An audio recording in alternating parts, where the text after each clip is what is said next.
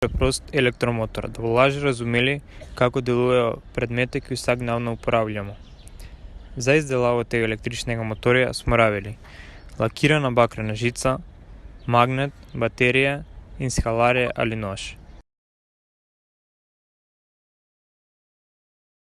Na magneta smo dali baterijo.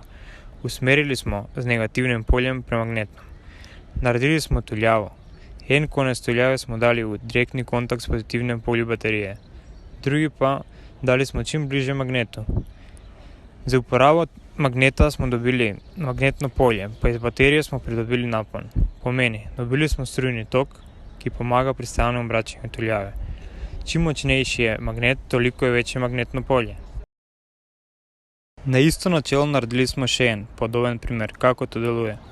Prvič smo naredili šteber z nalakirano bakreno žico. Potem smo naredili tuljavo z lakirano bakreno žico. In smo prerezali na deli, ki pride do števre, da bo bolj prevodna. Gde smo naredili to, dali smo močni magnet in smo preneli električno energijo iz baterije. Pomeni, dobili smo magnetno polje in napon. Prvi preprosti motor, podoben na ta dva, je naredil Michael Faraday v letu 1821.